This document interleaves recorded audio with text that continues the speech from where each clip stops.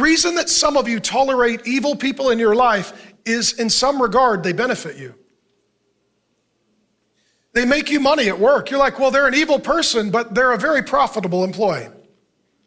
They're a very evil relative, but they have, done some things that really helped us. If you tolerate, they will dominate. The reason why people tolerate Jezebels is because they're Ahabs who benefit from the evil of the Jezebel. Psychologically, we would call these kinds of relationships codependent.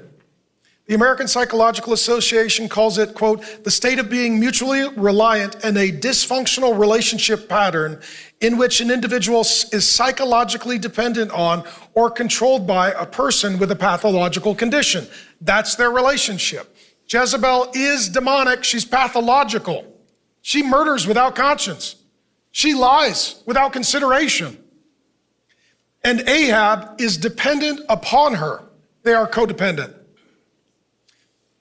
We all start more like Jezebel or Ahab, more controlling or passive. And you got to ask yourself, is there anywhere in my life or anyone in my life where I have tolerated someone who is evil because it benefits me or I'm afraid of them?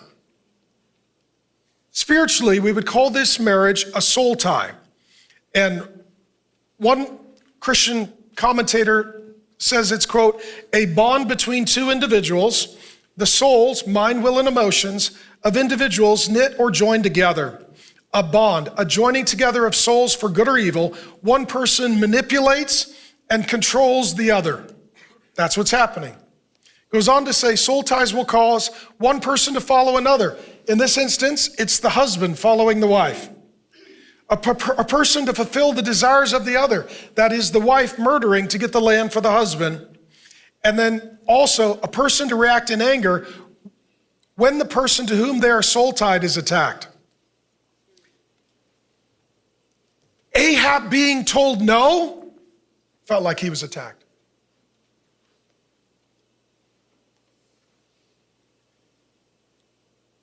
What we're seeing here is a pattern that exists in every generation.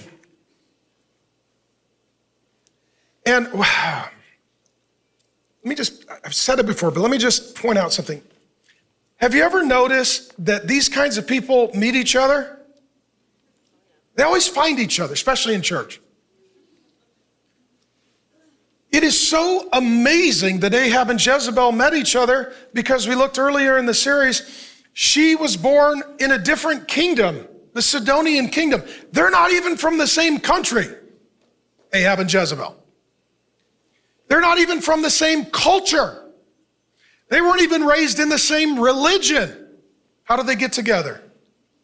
A friend of mine, he's a pastor. He said, demons know each other, and if they're working through people, the demons who are friends introduce the people to become friends. And in the days of technology and the internet, evil people find each other and they form soul ties. And they bond together to do evil and to oppose good. We call this cancel culture. We call this progressivism. We call this the woke mob. That's exactly what it is. It's like, well, how is it so powerful? It's demonic. Well, how is it so organized? It's demonic. How is it so quickly overtaking every area of culture? It's demonic. Well, why does no one see it? Because they call it justice. And that's the deception. The murder of Naboth in their day was considered justice. The headline was, today in Israel, justice was served. Naboth cursed God and the king. And the religious leaders and the political leaders, they did a full examination. They even had eyewitnesses enter into court, put their hand on the Bible, and swear to tell the truth, the whole truth, and nothing but the truth. And the good news is today, a bad man was put in the ground. Justice has been served. Complete injustice. Complete injustice. Okay? It's quiet. Am I making any sense? Okay? How many in our world today, you're looking at it, you're going, what they call justice seems like injustice. What they call good seems bad. What they call right seems wrong. What they call, desirable seems to be offensive to God. Howdy, Pastor Mark here. Thanks for viewing the clip. And if you'd like the entire sermon, we've got it ready to go.